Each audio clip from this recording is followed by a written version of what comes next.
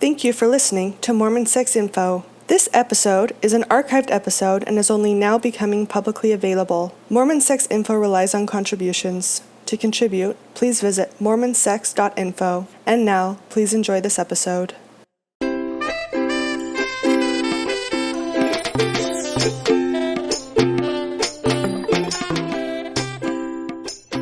Hello, this is Natasha Helfer-Parker. Welcome to Mormon Sex Info. We are back with the series on sexual principles. I have Doug Braun-Harvey with me again, as usual. Welcome back to the show, Doug. It's always such a pleasure to be with you. In fact, it's such a pleasure that it's hard to get these things started because we just get to chatting and then I'm like, oh yeah, we do need to run the interview.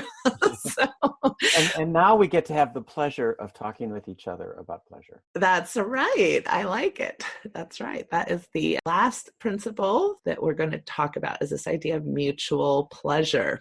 And I'm going to start the conversation with a note that you made the last time I heard you speak at ASECT. You were one of the keynote speakers there. You had received an award and all that because you're doing amazing work. And you made a comment that really, I think, struck at all of us. We all kind of giggled at each other in this guilty fashion as sex therapists. You said you had perused the entire program at ASECT, which, by the way, is like a 3.5-day conference attended by 2,000 sex therapists or people who are training to become sex therapists. There's like almost hundreds of panel different breakout sessions and all kinds of different presentations that people can go to on really any topic you want to learn about in sexuality.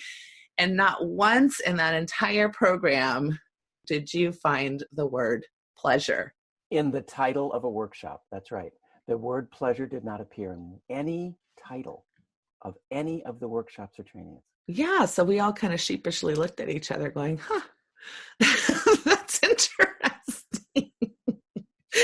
I think this is something that as a sexual health advocate, and in particularly when I move through the world with these 6 principles of sexual health on my mind, which they kind of always are. I'm listening to the world through these 6 principles and the language of them. I most often am looking for the absence of the word pleasure rather than the presence, or the euphemisms, or the other language we use to refer to pleasure without saying pleasure. So either it's there and being euphemistically referred to, or it's just not said.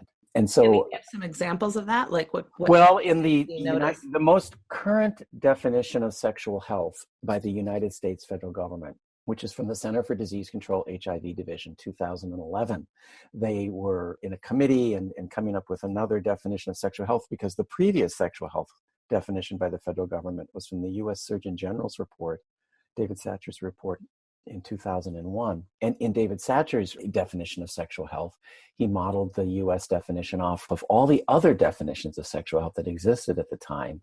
And every definition of sexual health in the world has the word pleasure in it. That part of sexual health is the right to sexual pleasure, the ability to know and experience sexual pleasure, the kind of knowledge you need to have in order to experience the pleasure of sex. In fact, every definition of sexual health, except this last one I'm going to tell you about, really, the crux of it is balancing safety and pleasure. These 6 principles of sexual health, notice how 5 of them have been about safety. Right. right. And then we get to pleasure. But it's all about balancing safety and pleasure. That is sexual health. That's the tension inherent in the sexual health aspiration, is balancing pleasure with safety. And so in the 2011 definition from the Center for Disease Control, they took pleasure out of the definition. Wow. It's just not there. They talk about sexual relationships, but not pleasure. Wow. And I know people that were in the room when that definition was formulated, and it was a conscious, intentional choice. Wow. To what was that about? remove pleasure. Well, think about our country. Yeah. And think about the inherent tensions in our sex education in our country, even talking about sexual knowledge.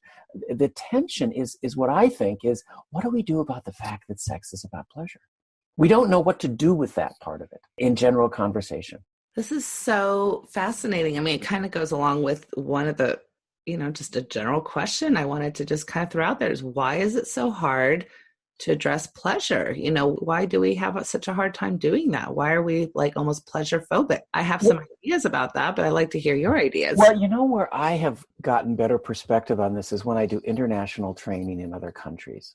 Yeah. I trained in, Colombia and the UK and Australia and Scotland and Canada and Mexico. And when I go to these countries and I talk about my sexual health ideas, people will come up and say, America just is so puritanical. You had the Puritans and we didn't.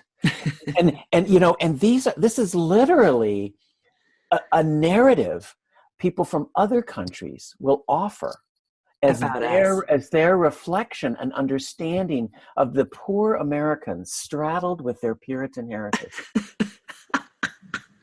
That's such a nice narrative.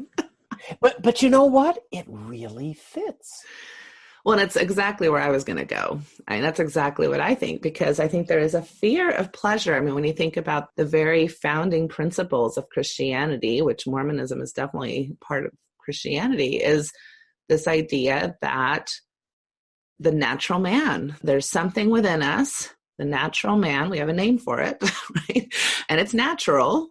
Not a lot of things that are natural these days are bad, right? Herbs and essential oils and all these things that are natural. In fact, sometimes there's some problems with how people... Well, let's go back to the origins of natural. Yes. Natural was a euphemism for Christianity to obliterate Wiccan and matriarchal religions when Christianity and patriarchal religions were taking over. So they had to... the pagan traditions had to be obliterated in very powerful ways. And so when it came from the natural nature, Christianity had to take ownership of that. So if it's unnatural, that was the euphemism for pagan traditions. Interesting. Yeah. Yeah. So then again, back to the natural man concept then is that if you have something driving you towards pleasure in particular, and even sexual pleasure, even more in particular, then that's something to be feared. That's something that is not God-like, right? That is something that, and even, the more like when you think about really Orthodox kind of Catholic types of traditions and things, where there was like the self-flagellation and like this even move towards celibacy, like to be truly spiritual and truly connected with God, you had to really abandon any types of human drives and instinct, including food, like long terms of fasting and this concept of sacrifice and not giving into the drives and the needs of the human body. Right. Because the body is where we feel pleasure, and the body is the house of sin. So let me just tell you two things as we continue this discussion from Mormonism, because this is what's so fascinating to me and why I see a lot of the Mormon narrative on this a bit conflicted, because we definitely have the natural man narrative in Mormonism, but two ways where we kind of differ from some of this puritanical background is that we have a scripture in the Book of Mormon that says man, woman, man is that they may have joy. Like that's the actual wording in the Book of Mormon. And we have the difference in the Garden of Eden story. I think a lot of Christians see the body as almost like a consequence to the, eating of the fruit in the Garden of Eden. We do not see that having anything to do with the Garden of Eden. So for us, the whole purpose of coming to this world was to have a body because we believe in an embodied God. So we were all spirits. We saw Heavenly Father. He has a nice body. We're like, hey, we want a body too. And he's like, well, if you want to get to that point of progress, then you've got to go through this experience of being born into a body. So actually the body is a very sacred, revered thing that we don't see as a bad thing, but it is something that you need to rein in or learn how to manage. Which, there's parts of that are true. I mean, I think even, many mental health professionals were working on substance dependence issues or, ways that we need to manage our lives and our bodies in healthy ways. Right. So anyway, so just to give you, I didn't know if you knew those things or not about Mormon. No. Where would the word pleasure fit into those scriptural ideas? Well, the word joy, obviously, right, is, I think. Would that be considered pleasure?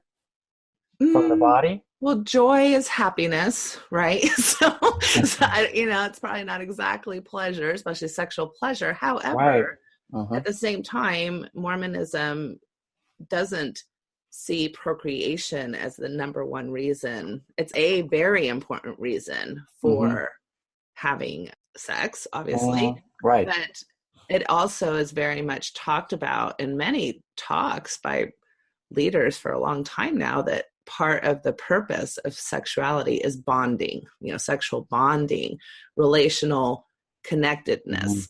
So again, they're not going to necessarily say the purpose of it is pleasure, but they are going to talk about it in kind of a positive way, that it's a nice way to stay connected and to be loving, which again, you can make implications towards pleasure, even if they're not saying that particular word.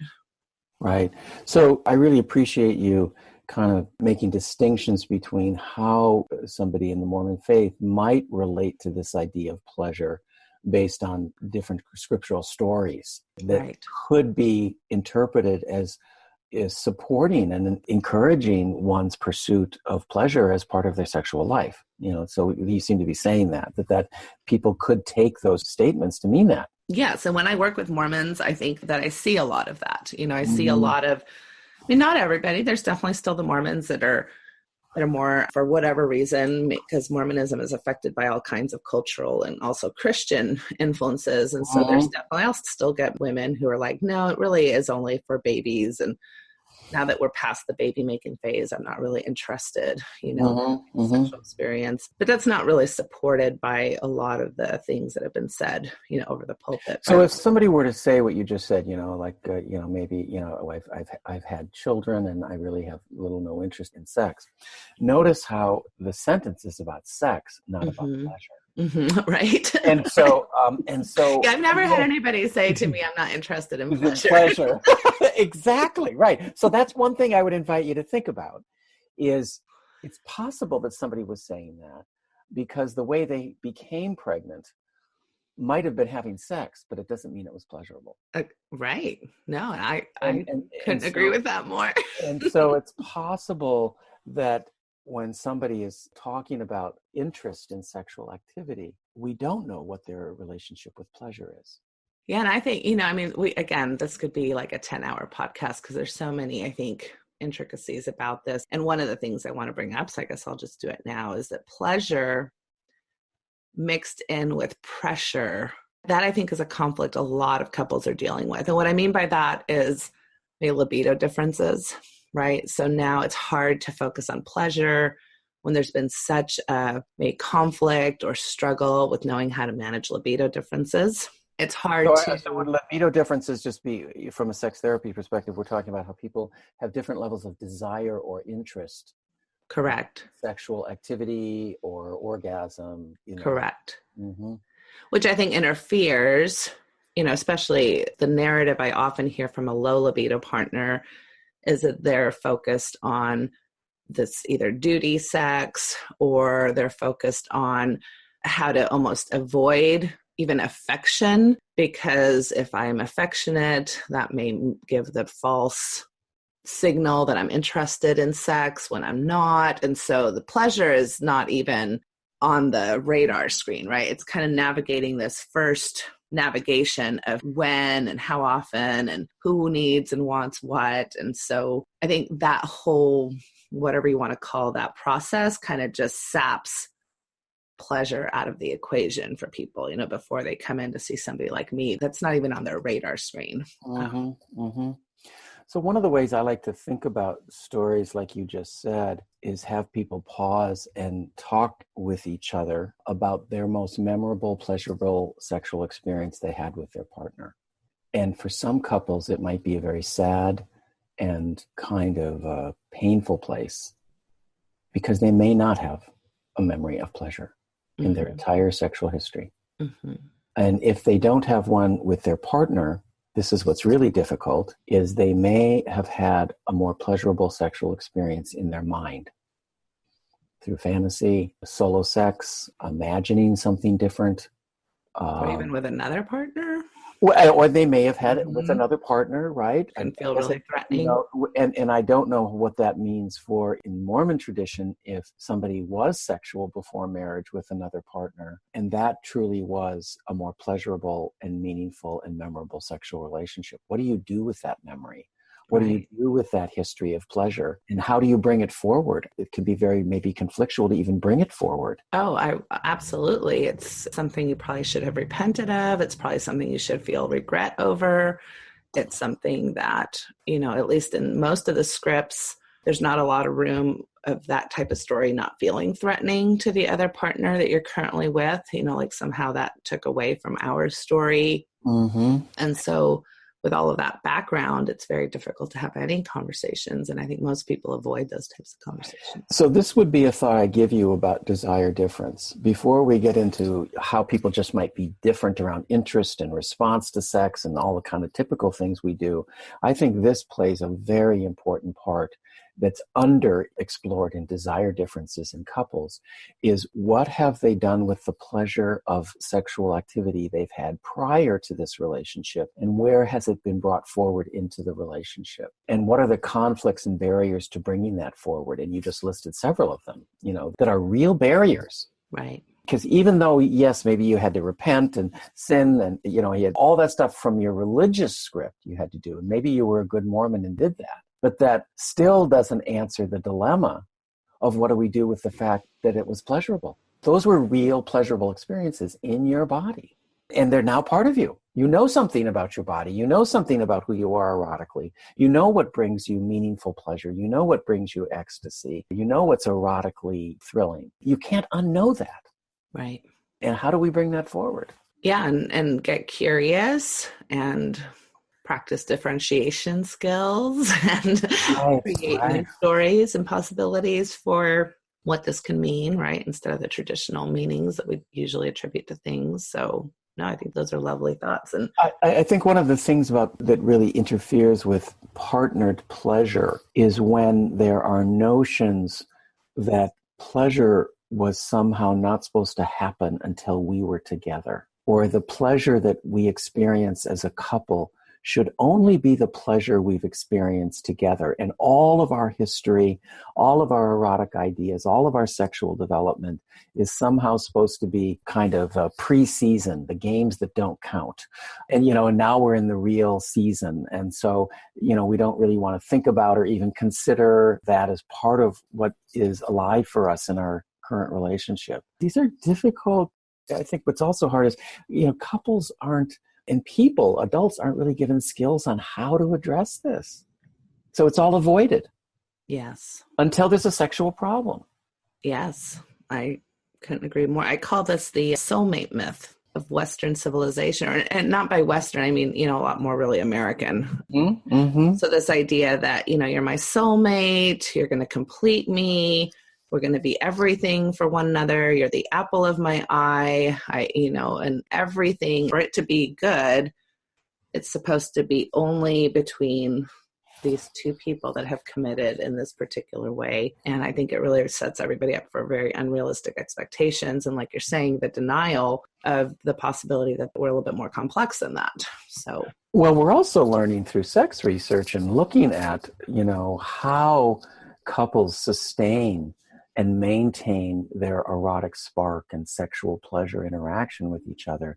What we're finding is that nowadays couples are being faced, and Esther Perel talks a lot about this, couples are being faced with maintaining an erotic, sexual aliveness for decades longer than 100 years ago anybody ever had to do. And so these ideas of... Yes, in a world where even that matters, because I think 100 years ago, I'm not sure sexual desire or pleasure was maybe even something couples talked about at all or even prioritized, but we do prioritize sexual eroticism in a long-term marriage now, or we think that's important in ways that I don't know that have ever been.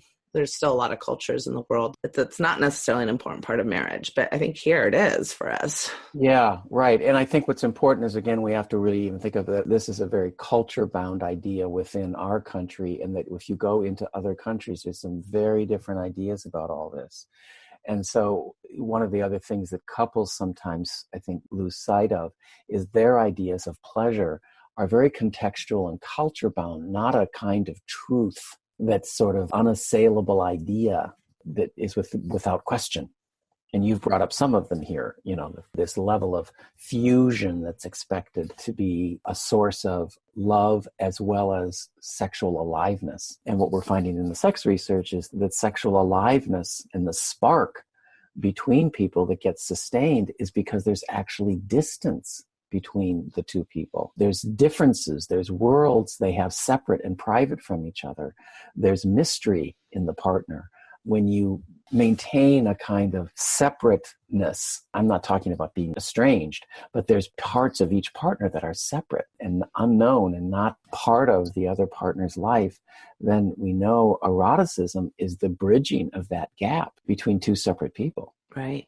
Yeah, it's fascinating. And it goes totally against a lot of the Mormon narrative of, your celestial partner and ownership. I think I talk about it in terms of ownership. It feels like my sexuality belongs to you and your sexuality belongs to me. And so you don't have a right to your private thoughts, or I don't have a right to that. And in fact, not only do I not have a right to it, if that's happening, it's a sin. And it's even a betrayal, where I have a lot of people talking about it through the lens of infidelity. If you're, have a thought where, there's a fantasy that doesn't include me, or you're masturbating to something that doesn't have to do with me, or you're looking at erotic materials that obviously don't have to do with me, then this now all of a sudden is in that narrative of infidelity. So yeah, we don't have a script or a narrative for having been taught this. And again, I tell people it's not that you're a super necessarily jealous person or that you're necessarily mean or controlling. I just really don't know that the society that we have been given in Mormonism has offered you any other option than that narrative. And so that's how you've been taught to respond to those types of differences or ways that people can be private, then of course you're going to see it that way.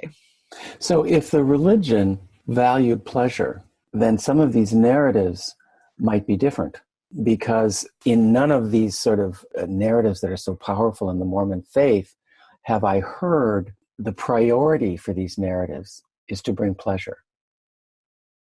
And so if you're following these precepts, you should be having pleasure. And then therefore, if you don't have pleasure, you could walk in and say, I'm following the precepts and not having pleasure. What's wrong? Right. Yeah, except for people don't do that in Mormonism. We're perfectionistic. So even though I'm following the precepts, I'm not following them enough is usually where that goes. Okay. And then also that we have the plan of happiness, so we talk about that, and happiness and pleasure, even though, I think there's potential for it to be sexual.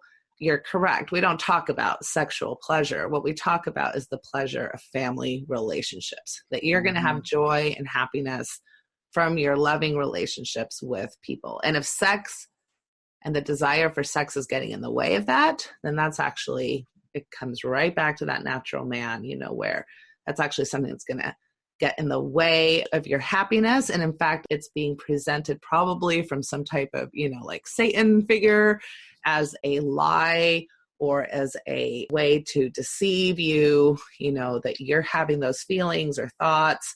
You really better shut that down quick, because that's going to lead you away from true happiness, which is, this type of relationship with your spouse where you want to know everything about each other and you belong to each other and all of that. So yes, it's a big job to turn that ship around.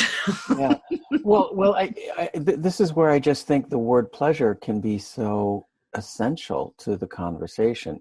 So I just talk with people about where's the word pleasure in the conversation, and your pleasure, or the pleasure of sex with other partners, and or the pleasure of sex in your marital or coupled relationship. Just using the word pleasure is in and of itself orients the conversation differently. And if it didn't, the Center for Disease Control would have not needed to take pleasure out of the definition of sexual health. So you see, if the word pleasure did not have that power, they wouldn't need to take it out. Yeah, it still kind of blows my mind. That's fascinating. So I don't want to underestimate just keeping your eye on the pleasure, as Emily Nagoski often talks about, just follow the pleasure. Follow the pleasure, right, right. And if I just listen to what you just constructed and the stories you just told, in a way, there's the other dilemma that people often feel with pleasure, and that's their avenue to how they obtain pleasure. There's the right to pleasure in the body, and then how the individual person finds their way to experience sexual arousal, excitement, orgasm, in all the areas of embodied pleasure that can happen with sex. How a person finds their way through that is so fraught with judgment. So it's not just... There's only some right ways to do that. Is that... That's right. There's defined, prescribed, edified, godly, religiously aligned, whatever it may be. There's a lot of definition about what circumstances, under, what situations, in what context, what ideas you're supposed to be having in your mind that are acceptable avenues in which to experience sexual pleasure. Yeah. And the thing I think about is, the way we talk about sexuality, even in what I think is the intention is sex positivity, so when I hear about sex at church in a positive way, where, we're not just talking about how dirty and evil it is, they'll say things like, it's sacred, it's beautiful, it's special, with the right person at the right time. It's this amazing God-given power, right? So those are all, those are nice things to say about sex, but they come with a lot of, when your husband all of a sudden is, slapping you on the behind and thrusting you from behind and, saying, screw me now. Maybe that's not quite exactly what you're thinking about when we talk about it like sacred, pure, lovely, beautiful sex. Like there's something animalistic that we miss in the description of it being so beautiful and sacred and lovely, like unicorns and rainbows, when sometimes the fun part or the pleasurable part about sex isn't so much about being so white and pure and glistening. It can be kind of strong and forceful and fun, in a consensual way, where it meets all those other things that we've been talking about. Right. I'm so glad you said that, because I think that's key to it, is like, right, there's the world of the erotic and the pleasurable. And that has to be balanced with consent and non-exploitation and honesty and shared values and protection. But you can still balance that and have a sexual interaction that would be judged by religious doctrine. Right. Exactly. That's exactly right. Just the fact, if it's happening outside of marriage, even if it is, very vanilla, pleasurable sex, that's going to be a problem. But I think that's where a lot of my married couples really come in with some conflicts within themselves, and I especially see this with women, although men too, because we do a good job of shaming both men and women in Mormonism. We don't take the approach of, only women should be shamed. So at least we're equal opportunity on that. Yes. And, you're gender blind. You have gender blind shame. Yeah. And it's not totally blind, because there are differences, but okay. At least we hold men responsible to the same kind of expectations as women. It's not, men, we're going to kind of look aside when you get sexual experiences, but the woman better be a virgin. We really hold both men and women responsible for. So the way I word that is the sexual debut story is gendered. It's prioritized differently for cisgendered females than it is for cisgendered males. Right. In our religion, it isn't. It's okay. Yeah, we expect both men and women, who are cisgender, to wait until they're married. Where other religions may have that different. Yeah. Yeah, exactly. I think, growing up with a lot of Catholics in my family, it just, even though the doctrine is there, it's a very different message that boys are getting about sexual experiences prior to marriage. Anyway, so the things that I see, especially women, but also men sometimes struggling with, and why I think it's more for women in Mormonism than men, is that even though we have the same expectations for men, the way that it is different about how we talk to boys versus girls is that we tell boys, you are sexual. You better watch it. You better take care of it. You better keep your, penis in your pants until you're married. But we normalize the fact that they're sexual. So when they get married, they're excited to be sexual. They're like, finally, I can be sexual. And they're not worried about these sexual ideas that are coming to them because they're excited to try them out with their wives.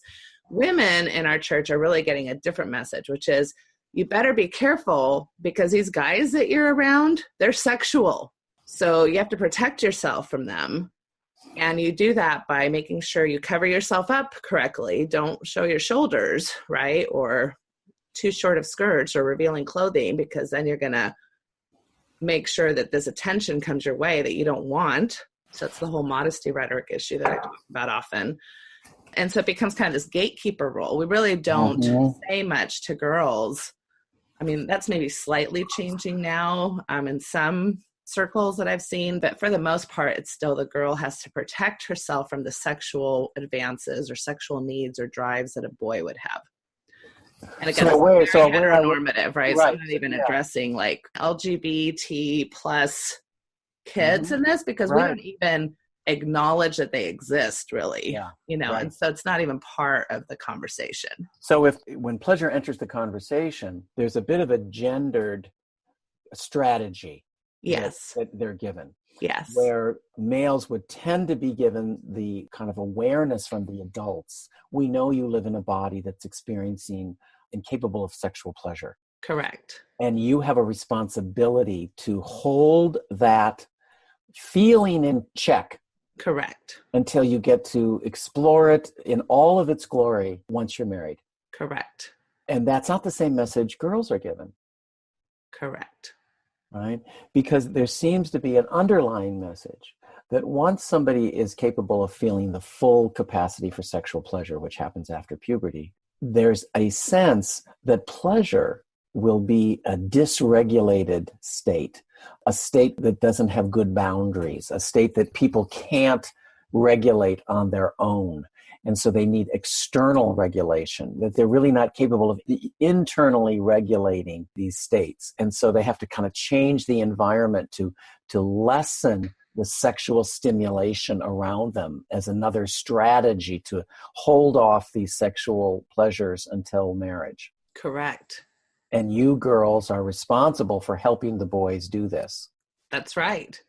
And not just when we're young, right? But then even when we're married, and of course, now it's fine for you to engage with your husband, but there's still that message to adult women about how they present themselves to the rest of the world, right? Mm-hmm. So the modesty rhetoric very much still stays in place. Mm-hmm. And I see that very much affecting, mature women as well. So in two ways. One is, I don't know how to turn that whole thing off now that I'm with my husband. So even, women who are very much about either keeping the lights off or not knowing how to feel sexy or be sexual or to enjoy, a lot of times I hear the Mormon man saying her body is such a turn on. I can't get enough of her. She's the most beautiful, erotic, amazing thing in my life. And she's, sitting on my couch kind of with her eyes down and a little liking it, like she likes the compliment, but she's ashamed of it as well, right? It's like there's something uncomfortable in the idea that her body, her energy could be provoking in a sense, this sexual response from her husband, even though now it's in the right framing. I think we don't realize that that's not something that you can just turn on and off, for women. And so we don't help the men have empathy for the results of adolescent teaching in the Mormon church that sits in their living room couches when they're 23. They don't sit there and see their spouse as this hunched over person who's kind of a little interested in this idea of being a source of attraction and desire by a partner, just a little glimmer of that. And the man hasn't been taught how to have empathy for what she's been through. And it's not like him. And how could he have empathy for her rather than be mystified? Mm-hmm. Mm-hmm. Well, and it continues, I think, for the man as well, where he's sad that a lot of times I hear from Mormon men, I want to be desired too. I want her to feel about me the way that I feel about her, right? But again, with that empathy piece, she hasn't even been taught how to how to have permission to her own sexuality, much less been taught to have, all of this desire and sexual kind of attention or even pay attention to a man, and so again, the man, she may love him desperately. She may actually have sexual arousal with him, but she's usually playing more the passive role. He's the initiator. She doesn't really have a right to initiate. Again, nobody's saying this explicitly in Mormonism. I'm sure a lot of people would listen to this and go, Natasha, you're totally over exaggerating. And I'm like, I'm not. Okay, so I want to slow down here because Yes. you've brought up a couple things, and one you just said I think is really important. Notice how when we get into really complex and painful narratives about the outcomes of certain aspects of religion and the consequences they have for pleasure, one of the defenses we have to deal with over and over and over again is the dismissiveness of other people. This is a very common defense, to dismiss these narratives because they're exaggerations, they're overgeneralizations, they're demeaning to the faith, or whatever it may be. And dismissive defenses are one of the most common ways human beings cope with sources of stress and tension in relationships. So I think it's really important to call out and look for the dismissive strategies as a way to minimize these discussions about pleasure and the consequences of religious teaching on pleasure, because the dismissive response is a powerful one, and it has to be called out, and it has to be named. Otherwise, the dismissive response just has all the power. So an example of that might be, I understand you want to be dismissive of what I'm saying. I totally understand that. Of course, you'd like to dismiss this, but can we set aside that dismissiveness and just continue our conversation? Right. Dismissiveness remains invisible. They have all the power. Yeah, that's important. And with pleasure, the dismissive defense is one of the most common ones. Examples of it is somebody will take their wrist and kind of flail their hand, and like this, or they put their head back, or they'll shrug their shoulders. There's all these dismissive body movements that go with dismissiveness. And it's a very common way people deal with pleasure. The other thing I want to get back to with the men you were describing is the men wanting to be desired and wanting to be an object of desire need empathy for how their religion, childhood, and adolescent development didn't build that in their partners. And so good for them that they want that. But the two of you together are in this together. You're now facing the consequences of how pleasure was managed by your religious teaching. And rather than, fault find, you're in it together. How do we want to proceed? What do you want your relationship, the pleasure, to be as a Mormon? Right. I love that. I talk about that all the time. It's so easy to, because we're hurting, to either blame ourselves or blame our partner. And I often try to say, I think the two of you just really were part of a system, that didn't mean to hurt you. Right. But like you're saying, had some consequences to it. So can we have some compassion on, the young people you were when you got married, and that you didn't have a lot of these skills or tools. And so that led to some problems. And maybe, we can be mad at kind of like this arbitrary system, not each other, in that process, and then figure out ways that we can still use our Mormonism if we want to, but in ways that better serve us and that, help our sex life be more aligned to what we're hoping it will be, and very, pleasure centric. The third thing I want to talk about that you also said when I slowed you down was you brought up issues of attraction that are outside of heteronormative scripts. In other words, what happens when sources of pleasure do not align with the expectation of binary, that one person is a man, one person is a woman, that men and women are sexually attracted to and desire each other solely. Those are two binary scripts that, there's only two genders, and there's only, one way in which those two genders configure, and that's attraction to each other. And anything outside of that binary script is an unacceptable form of sexual pleasure. Correct. We are very much in that world. Right. So one of the dilemmas then in many religions, not just Mormonism, when the religion is completely organized around this binary and this expectation of the binary, it's an enormously painful conflict for people who find that their pleasure, arousal, sources of orgasm, erotic meaning in sex doesn't fulfill the binary script they've been given by their religion. Mm-hmm. Yes, I could not agree with that more. And I know we've talked about that a little bit here and there. And maybe we can, I don't know, Doug, I keep on thinking about how to keep you talking to me. So, I can think of like 10 other podcasts. Right? This might be one of them. Because I think it kind of deserves its own time in the sense that just mentioning it and saying, well, yes, it creates this conflict. Well, yeah, but then what, right? And so I think that is such a place that I've empathized with ever since, as much as I can as a as a cis heterosexual woman myself.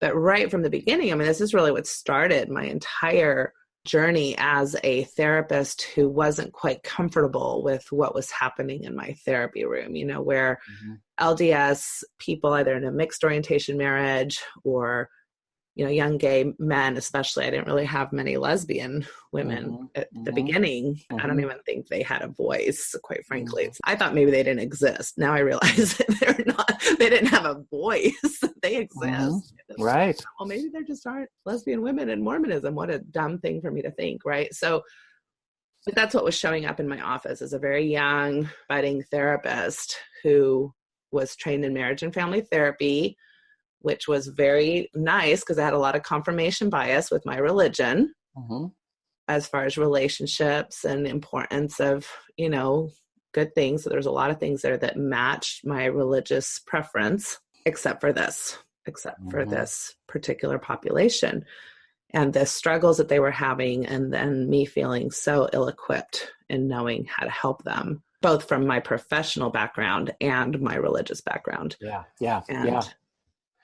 You felt as a therapist a kind of one step removed lived experience of your clients who were also unprepared.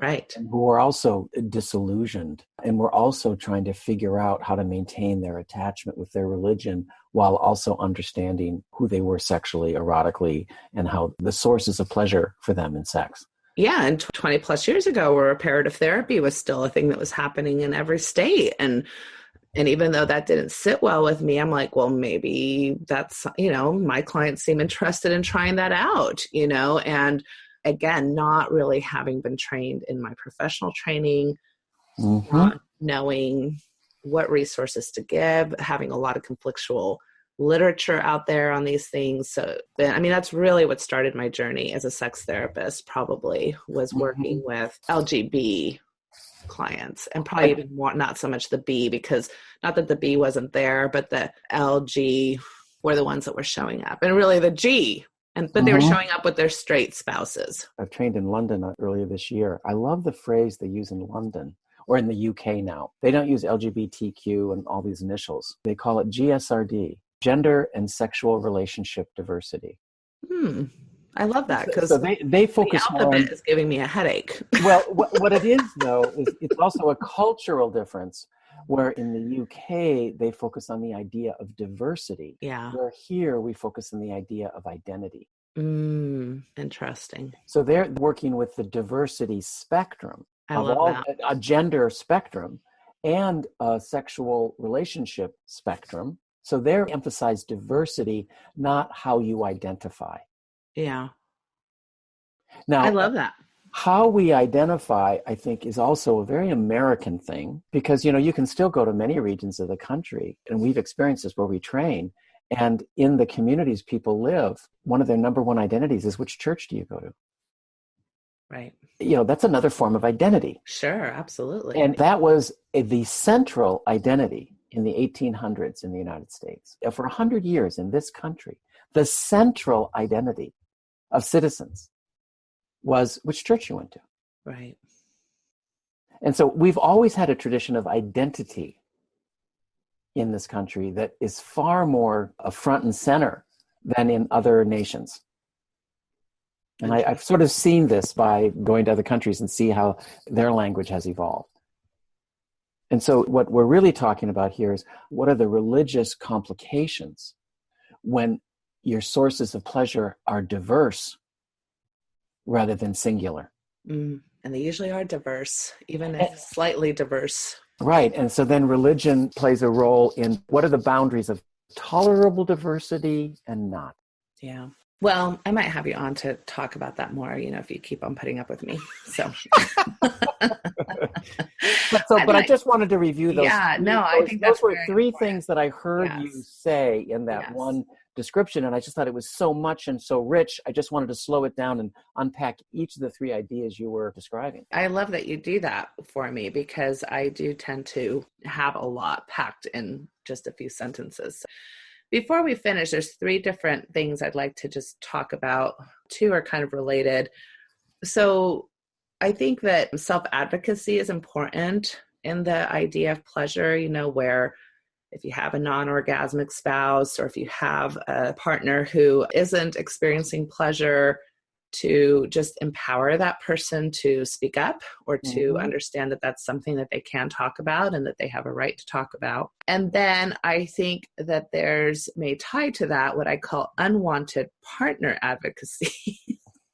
Because again, most of the Mormon couples that I see, quite frankly, I feel very lucky, are the best people. Like, they really, really are just loving and caring and want what's, best for each other. And so I just really have a great clientele in that way. And so I kind of tease the men in particular sometimes, who are very much like, I want my wife to have an orgasm. Like, I think this is important for her. She's poo-pooing it, right? Or doesn't think it's important, but I want her to experience pleasure. I don't want it to be all about me and me getting off, and then she just kind of goes along with her day, So, but what I often see from the woman in that story is like, stop pressuring me to have an orgasm.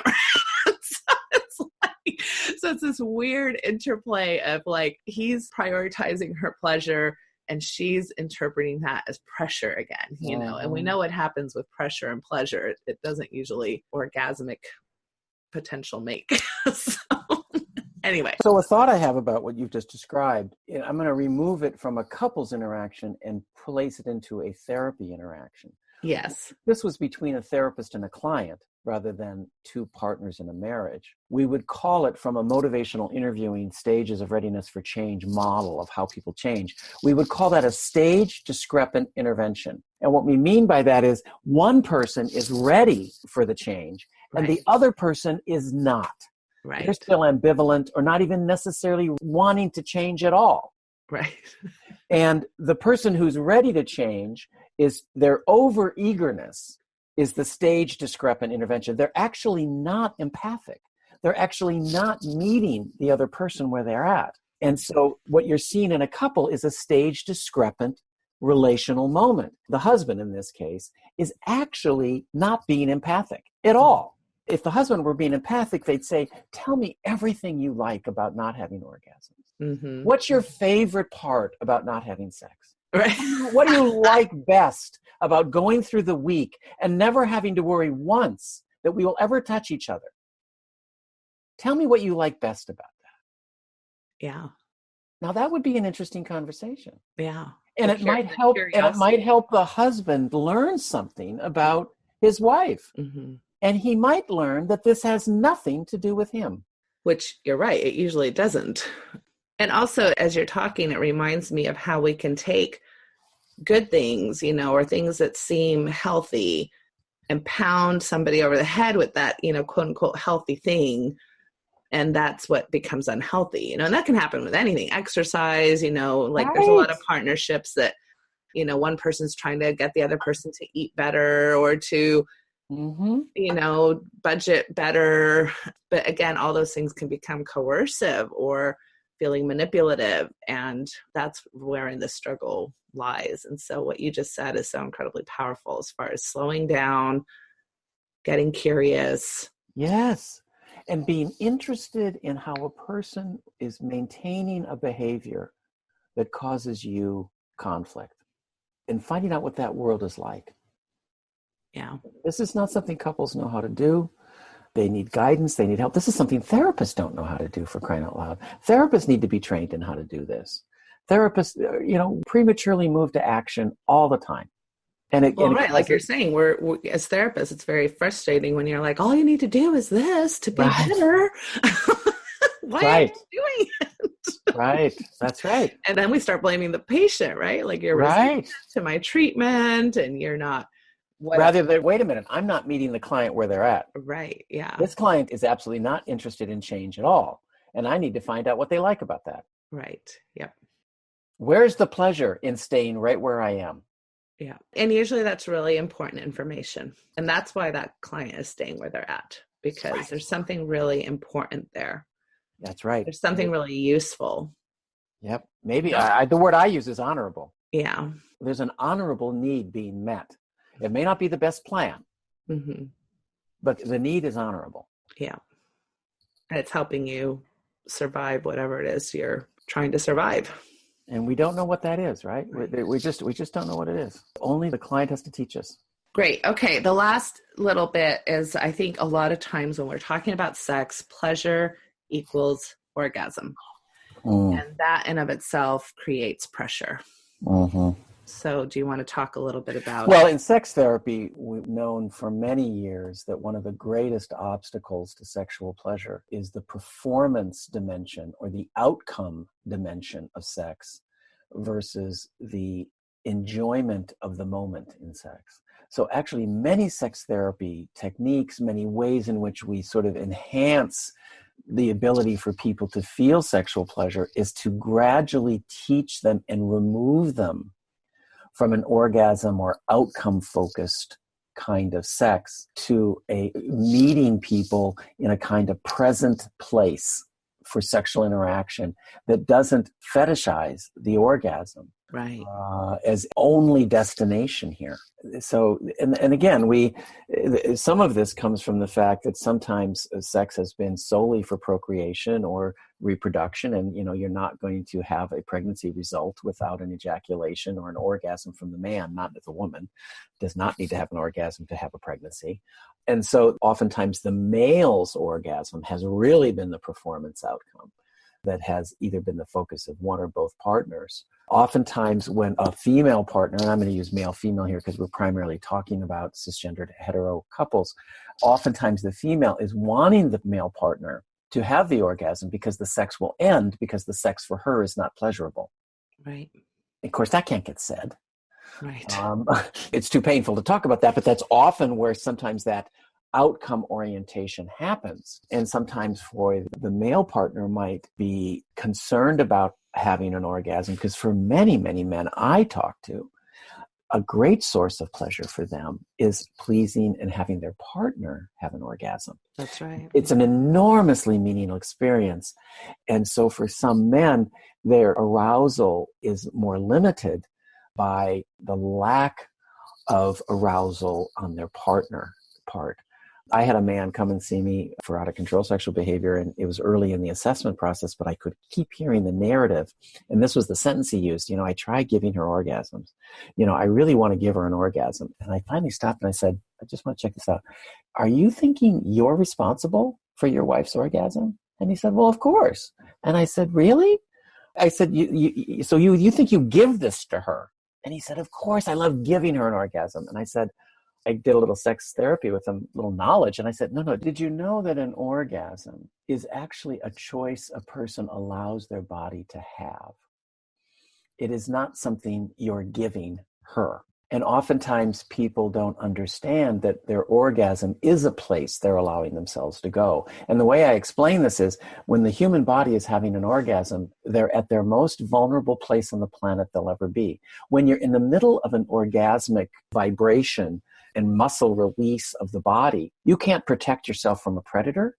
You can't eat. You can't do anything to protect yourself. Nothing. And so an orgasm is truly what I like to say, allowing your body to be held by the planet. And, surrendering to that level of trust is complicated for many people because of their development and life experience. And so an orgasm is actually something a person's allowing themselves to go to. How people get there is different. We know this, but nonetheless, it's a choice. And either men will come to therapy because they feel like they've lost the ability to make that choice. So they have the orgasm either way before they want to, and particularly maybe way too soon the minute intercourse begins, or they've lost the ability to have an orgasm when they want to because they don't have a sufficiently firm erection to have an orgasm the way they want one. Again, so you see how it's focused on this kind of idea of, I want to be able to choose when I have this orgasm, when I have this experience in my body. And for women, oftentimes they don't understand that it is a choice they can make. They may need help learning how to make that choice. But for many women, they've not even been taught that you have the right to make this choice. That's profound, yes. So it's how I like to move away from outcome-oriented, performance-based, orgasm-based sex to really talk about you're entering a world where you get to make these choices. Well, that is an amazing place to end the interview on. I love it. We have climaxed this interview. That was the money talk. That was an For those of you who have sexual imagery lingo in your mind, that's a sexual imagery for entertainment and orgasm lingo statement. Yes, it is. Well, because that's a very satisfying place to end. So Yeah. Thank you. I have chosen to be satisfied at that moment. Yeah, take us home with just kind of your closing thoughts then on pleasure, mutual pleasure being, because, and maybe we didn't talk enough about the mutuality of this, because it is this kind of reciprocal.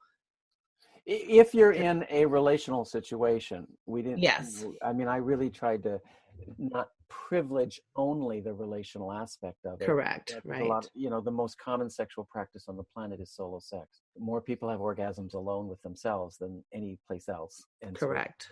So, I think the thing I'd want to just again conclude with is if anybody's listening and interested in where to go with this conversation that we've had together, which I just enjoyed so much, is just think about where you use the word pleasure in your day-to-day life.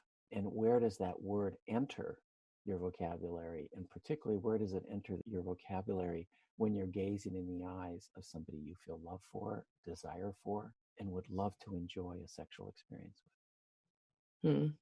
Lovely. Well, I love that. Thank you, Doug, so much as usual for this wonderful interview, for your thoughts and wisdom. And I hope that you listeners have enjoyed a really, I hope, interesting and not only interesting conversation, but an invitation to really dig deeper into your own lives. And because these kinds of things are really what can take average or good life experiences to a whole nother level. And of course, take bad experiences into the realm of possibly something that's not awful. So I just think this is a very, very important work. So thank you, Doug.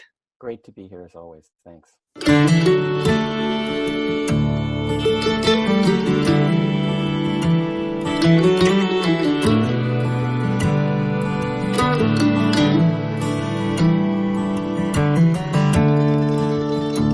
We took the long road home, turned minutes into miles,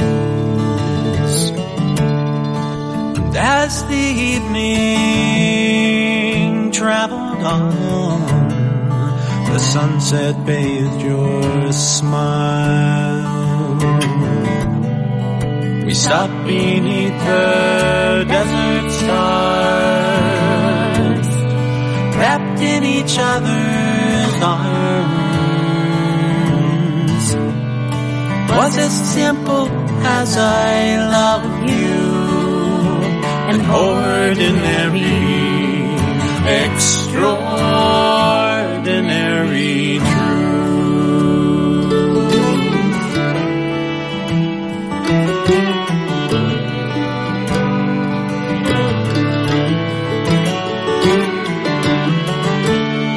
It's been a long road here, a trail with tears, pain and sorrow too. but through every storm we traveled on like lovers do. And if sometimes we fell apart, we always came back home.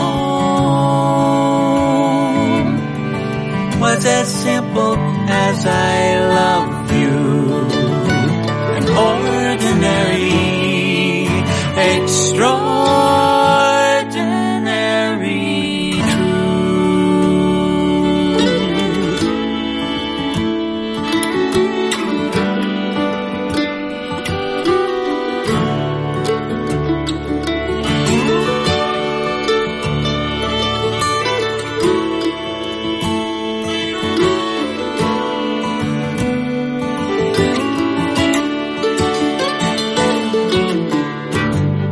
Some people say love is blind and forever is too long. But I see your eyes in every sunrise. Can't imagine life alone.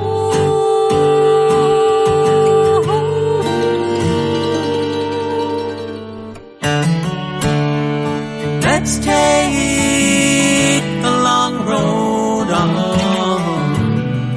together until we're gone. Want you by my side till the day I die and into the beyond. It's as simple as our love is. That's how I wanna go, all wrapped up in the arms of our extraordinary, it's nothing ordinary love.